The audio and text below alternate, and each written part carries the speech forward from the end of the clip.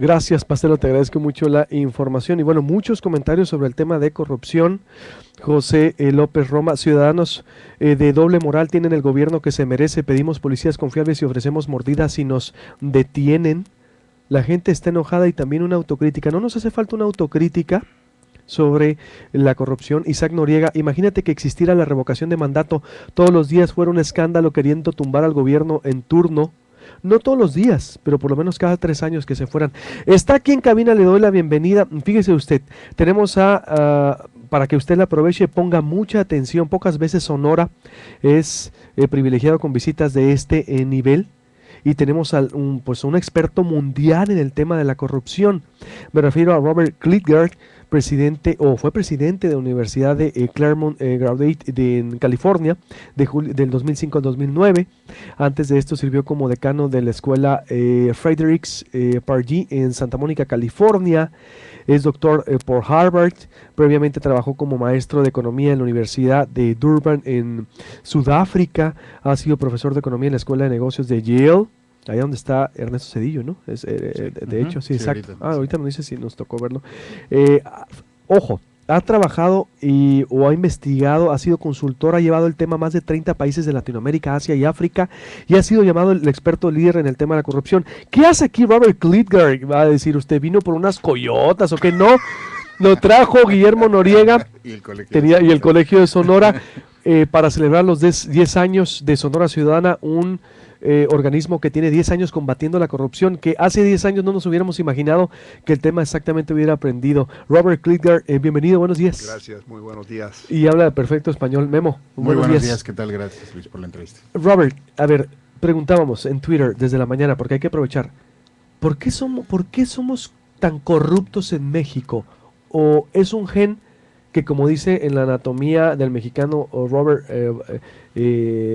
Bartra, que ya lo traemos por la cultura que nos heredaron los españoles, que lo dice Enrique Semo también en Historia del Capitalismo en México, o es porque en el siglo pasado nos echamos a perder? ¿Por qué somos tan corruptos primero en México? Tú que has estudiado la corrupción endémica en tantos países. No sé de México si es más corrupto, menos corrupto, pero sí mi acercamiento a este tema es no buscar cultura ni tradición o anticapitalista, menos musulmán, más católico, no sé qué cosa, sino buscar sistemas que son propicios o vulnerables a la corrupción. Entonces, cuando tienes un sistema donde hay un monopolio de poder sobre una decisión y una cosa que tú quieres, mucha discrecionalidad de cuánto vas a recibir o si recibes nada. Y no hay rendición de cuentas, no hay transparencia. En esta ecuación de monopolio más discrecionalidad menos transparencia, hay sistemas que son vulnerables a la corrupción. ¿Estamos en California o si estamos en México? Entonces, si buscamos por qué hay un país que tenga más corrupción que otro, primera aproximación no es de cultura, ética, religión, sino sistemas que son vulnerables. El presidente dijo que el problema de la corrupción en México es cultural. No sé si te llegó a ti la noticia en California en su momento. Dijo, la corrupción es un problema cultural. Es decir, lo dio a entender como si fuéramos mexicanos de nacimiento corruptos, como si eso fuera parte de nuestras costumbres, tradiciones, de nuestra formación. Es como comer, como tener hábito, es un hábito. Entonces, ¿no es cultural? Pues lo que podemos ver son países que han podido reducir la corrupción significativamente dentro de 5 años. Entonces, la cultura no cambió. O no es la cultura profunda que cambió en Indonesia o Filipinas o la República de Georgia o Qatar o muchos países que han podido reducir, sino los sistemas que son menos vulnerables. ¿Cuáles sistemas, por ejemplo? ¿Cómo lo hicieron? Contratación. Es una fuente de corrupción en muchos países, ¿no? Entonces tienes un sistema que debe ser que la calificación al concurso debe ser por tal modo, el diseño del concurso debe ser por tal procedimiento, otorgar el premio debe ser y después renegociar debe ser bajo ciertas reglas. Pero sabemos que hay abusos entre las partes, ¿no? Y buscamos cada paso, ¿dónde hay monopolio? ¿Dónde hay mucha discrecionalidad? ¿Dónde las reglas no son muy claras? ¿Y dónde hay falta de rendición de cuentas? Entonces invitamos a la comunidad de del gobierno, pero también de los mismos negociantes que participan y que son víctimas y participantes en un círculo vicioso de corrupción. Invitamos uno por uno, ¿cómo funciona ese sistema? Y te van a decir. Entonces después podemos diseñar una manera de mover de un equilibrio corrupto a uno menos corrupto. Entonces, es transformar, dices, ubicar dónde está el monopolio, dónde está el problema el que permite el monopolio de la corrupción. Y discrecionalidad. La discrecionalidad. Y falta de transparencia. Y a partir de ahí trabajar, ubicar cada foco, cada tema de la corrupción. Eso es. Por ejemplo, impuestos, corte de primera instancia, con la policía, interacciones con puestos de sanidad. Y lo que es interesante para sus lectores, veo que ustedes tienen Twitter manía aquí, ¿verdad? Entonces ellos mismos pueden informar dónde ven mal comportamiento, sacar una foto de un policía recibiendo una coima, ¿no? O un policía que hace buen servicio. Te doy un ejemplo breve que me interesa mucho. Se debe también, como dices tú, resaltar, estimular, premiar también lo bueno para que haya un equilibrio, para que las sociedades avanzadas premien también el estímulo, que Guillermo Noriega siempre ha hablado, ahorita voy con él, de estimular lo bueno también, ¿sí? A veces Los vemos, actos, a veces vamos a un país donde dicen, bueno, no sabe usted, tenemos una cultura de ese tipo, no tenemos buenos pagos, etcétera. Y entonces pregunto, ¿hay una ciudad que está bien manejada en su país? Sí. ¿Había hecho un cambio en otra ciudad que es mejor que antes? Sí. ¿Hay un ministerio que está bien manejado? Sí. Misma cultura, mismos pagos, pero buen liderazgo, mejores sistemas. Premiar entonces la buena cultura.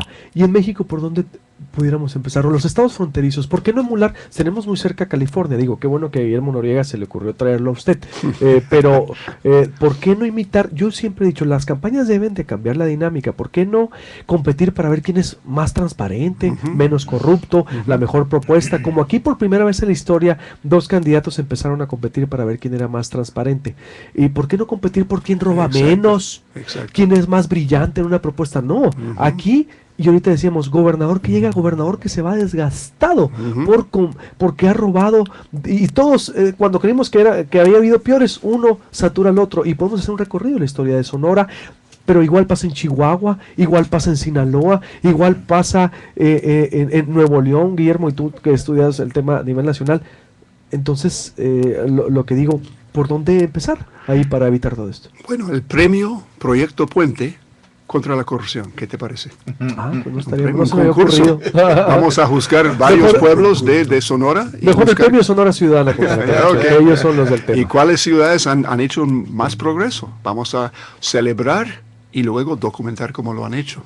Eso es muy bueno, el premio Sonora Ciudadana contra la corrupción. Es buena idea. ¿Qué te parece? Vale la y eso, si estimulamos y reconocemos lo bueno, incentivas, es un asunto de incentivos, pues, ¿no? Porque o sea, siempre tú has hablado de ahorita todos los incentivos están orientados a las mordidas, a las coimas, al no además, si le sumas a esta fórmula monopolio, más discrecionalidad, menos transparencia es igual a corrupción, si le sumas que hay una impunidad generalizada, no hay rule of law, no hay estado de derecho, pues obviamente se sale de control el sistema, ¿no? Entonces, si hay incentivos para ser no corruptos, pues obviamente las actitudes, el comportamiento, ayer teníamos una discusión bastante buena de eso, van modificándose y están orientadas hacia un mejor comportamiento. Pero sí, yo, por ejemplo, a la hora de estudiar, yo sí me vine de Santiago de Chile con la idea de que el humano es corrupto por naturaleza. Siempre vas a tratar de beneficiar a los tuyos. Es humano y es natural que tú quieras lo mejor para los tuyos.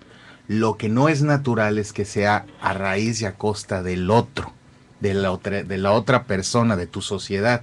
Y ahí es donde empieza a haber, ¿no?, una serie de problemas y contradicciones. Yo te quiero decir, nosotros junto con otros personajes interesados en el tema, tenemos ya mucho tiempo discutiendo qué hacemos al respecto, ¿no? ¿Cómo le entramos? Hacemos a lo mejor una encuesta anticorrupción para detectar los focos, vemos cuál es el problema más recurrente y nos vamos sobre de él. Sí es la policía municipal, sabemos que es la policía municipal el número uno, o sea, eso ni siquiera necesitamos una encuesta para saberlo, pero qué tanto eso tiene impacto, ¿no? ¿Cuál es el mayor? Y ayer entendí un concepto y yo, como decías ahorita, es mi maestro, aunque nunca me ha dado clases, todos sus libros me han permitido entender mucho el daño social que tiene, el daño social que puede tener un acto de corrupción o no. O sea, que el impacto que tiene tanto en las arcas públicas, pero que tanto indigna a la población, entonces es una afectación social. Tiene que haber un equilibrio ahí. Entonces, es bien interesante. ¿Qué hacemos contra la corrupción? Yo lo digo, sí nos indigna mucho a todos la corrupción de los altos funcionarios de gobierno y demás, pero también hay que generar, ¿no?, una introspección. Una introspección. No quieres que se roben el dinero de los fondos federales. Bueno, tú haz lo tuyo, no estacionándote en los lugares donde están destinados a personas con discapacidad.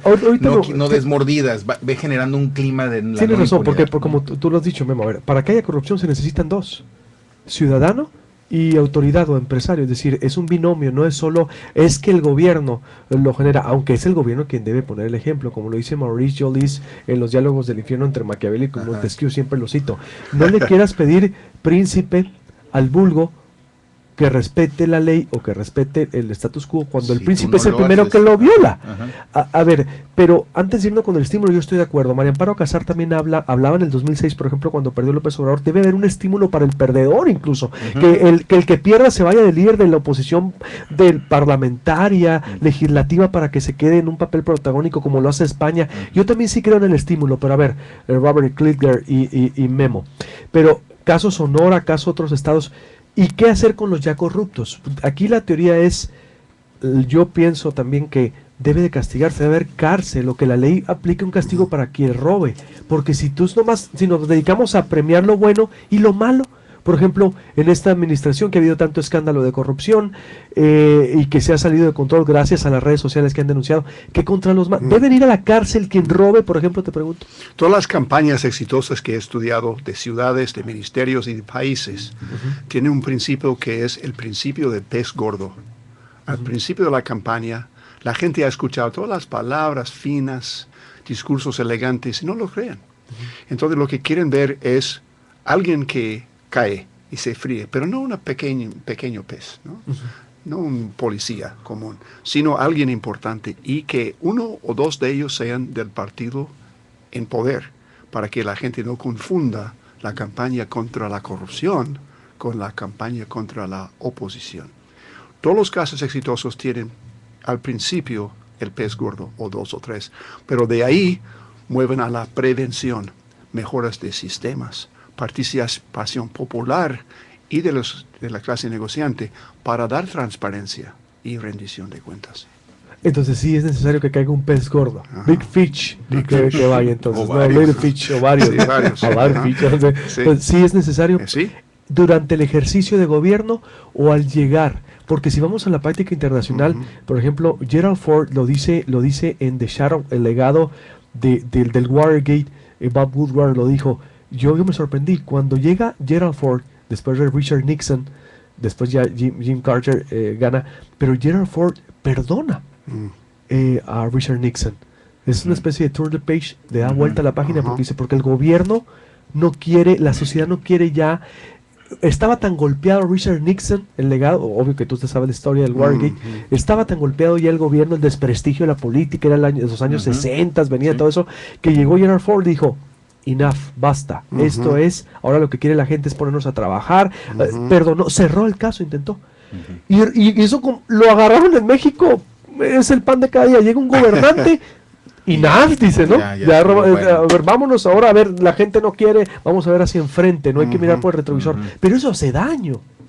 ¿Sí? Pero fíjate Filipinas, que está avanzando hartamente. Filipinas es increíble. Presidente viene, mucha prevención, pero también expresidente en la cárcel, jefe de la Corte Suprema, recibiendo dinero en dólares. Que entonces él fuera, y otros grandes negociantes fuera, alcaldes corruptos fuera, pero entonces Ahora, mejores sistemas, Ok. la combinación. O sea, sí tiene que haber una catarsis, sí tiene que tocar fondo Una la sacudida. sociedad, tiene que haber una sacudida, un golpe en la mesa. Caza de brujas, no. Cacería de No brujas. Cacería de buscar a brujas. todas las brujas, no. Hay bastante Una o brujas. dos. Y en un sistema corrupto, todos estamos involucrados, como Claro. has mencionado. Los que dan, tenemos que dar, ¿verdad? Entonces, si buscamos a todos los pecadores, todos Pero, vamos al infierno. Entonces, hay obvio, que, sí, no. hay que ir por los grandes, Se que queda son solo, símbolos Por los grandes, del peces cambio. grandes. Peces grandes. Por eso, durante el ejercicio de gobierno o al iniciar el No gobierno. tiene las que dos ser cosas. al inicio. Durante el gobierno es muy difícil. Tienes un gobierno de 3 años, ¿no? O 6, Tú y yo aquí. vamos a ir para aconsejar. Ajá. Ya están en mitad de camino. Y decimos al presidente, vamos, ¿por qué no ofreces unos peces gordos? Dice, son mis peces, ¿verdad?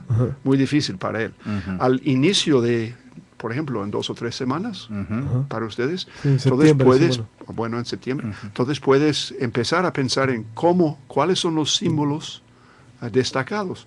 Y sabe que no requiere un estudio doctoral para identificar algunos de los culpables y buscar una manera, o por manera legal, o por name and shame, nombrar y dar vergüenza por la publicidad. Como lo hizo Este- Rousseff en Brasil, ¿no? Ajá. Dilma Rousseff. No conozco el cuento. Bueno, que fue, ella llegó y la herencia de Lula Silva, Ujú. de los Mm. secretarios, lo renunció.